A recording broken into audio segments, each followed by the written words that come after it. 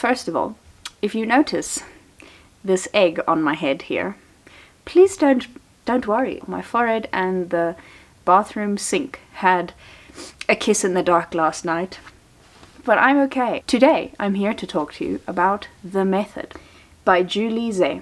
I'm slightly obsessed with this book, so I thought I would make a whole video essay on the topic, explaining my love for it and why I'm comparing it to 1984. I think that this is the new 1984, and I feel like everybody should read it. You know, the way that everybody is always harping on about, you should read 1984. This is the new 1984, and it's going to be taking the world by storm after this video. No, it won't. It's actually quite an old book, I think. When was this published? In 2012, so it has not taken the world by storm, not as insofar as I know. Not my world, at least, until I read it, but now it is one of my favorite books that I've read this year. The Method deals with a woman named Mia, who lives in this new state, which I think is Germany, because it's the original is written in German. This is translated. Let me just get you the translator's name very quickly. It was translated by Sally Ann Spencer. So this book was originally written in German, and all of the characters' names are very German. So I feel like the state that they're talking about is Germany, because it's not the whole world. It's not like there's an apocalypse has happened and all the survivors have moved to the same place. That's not what has happened. This chronicles the life of Mia, a woman living in the state called The Method, which I'm assuming is Germany, but they also mention England and other places, so the rest of the world still exists. The main rule of The Method is you have to take care of your health. That is, your highest priority as a human is to take care of your health. You have to exercise a certain amount a day. You have to eat a healthy diet. You have to go for regular medical checks. You have to submit your medical data to the government so that they can make sure that you are fine.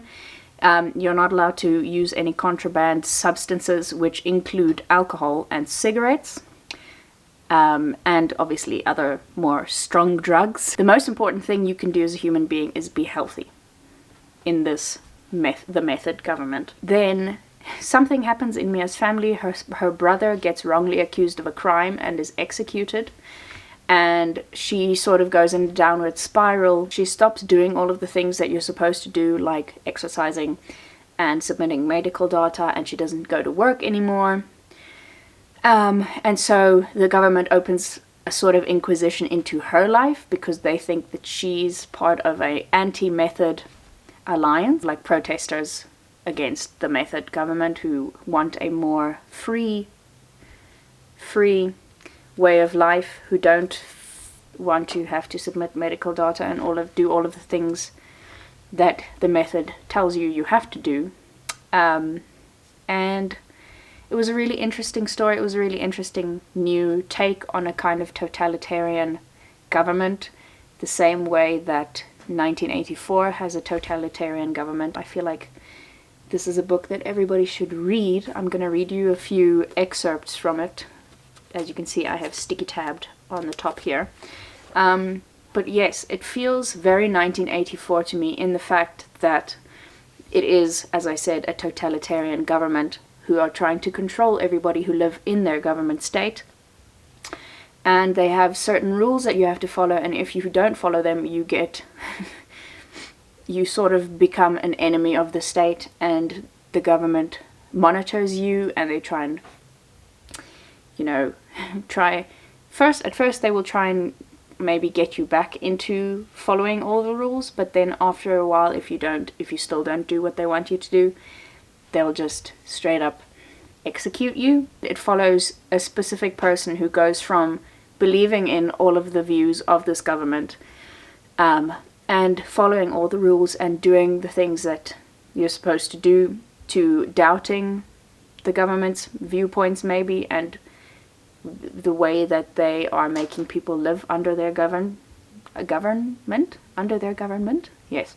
And then eventually sort of going completely against the grain and just wanting to be have nothing to do with the government, and sort of feeling that, kind of becoming like a rebel. While I was reading it, there were few similarities in maybe the type of government that they're living under and the characters themselves, but in the overall larger theme of things, I found them actually very similar, and I enjoyed them both. I think about 1984 very often because sometimes it feels like we are living in the 1984 times, in the 1984 story.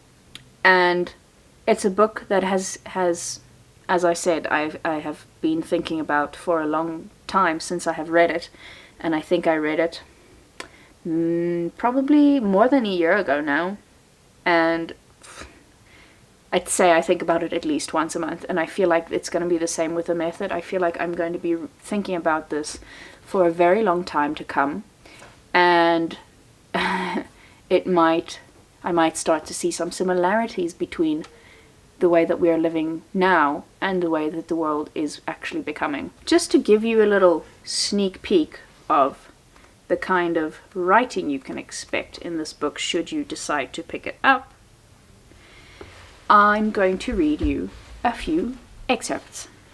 This is from a chapter called The Ideal Inamorata. How can you look at an object, let alone a person you love, if at the same time you're thinking that everything, the viewer and the viewed, the world and everything in it, is just a mass of spinning atoms?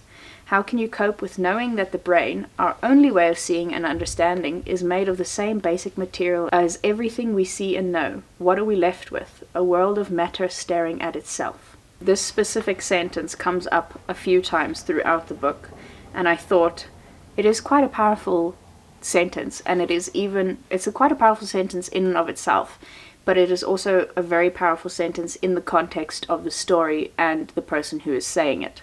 So, the quote that I'm reading to you now is, "Life is an offer you can also refuse." I have two different color sticky tabs. So the green sticky tabs are just general pieces of writing that I love, but then the pink sticky tabs are specifically for audio visual kind of scenes that when you read it, I can imagine exactly how it would be played out in a movie in my head.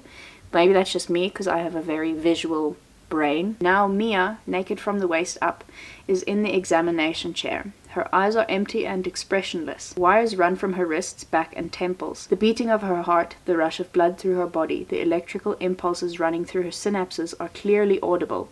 An orchestra of demented musicians tuning their instruments.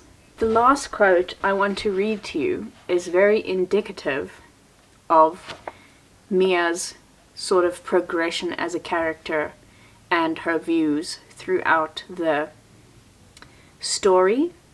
And once I've read it to you, I will kind of explain a little bit more what I mean, but here we go.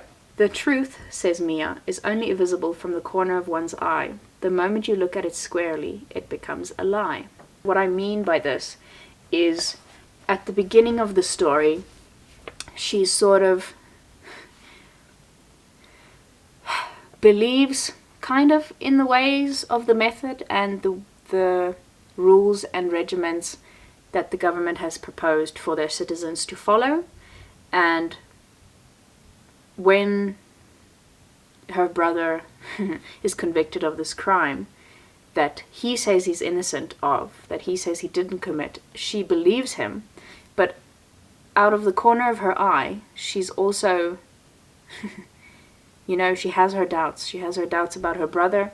She has her doubts about his involvement in the crime. She has her doubts about the government and the way that they handled his conviction and his trial and everything that happened after. As the story progresses, she sort of starts to face her doubts a little bit more, and in that way she's sort of looking at the truth squarely in the face, and so it becomes a lie because she doesn't really know what to believe anymore.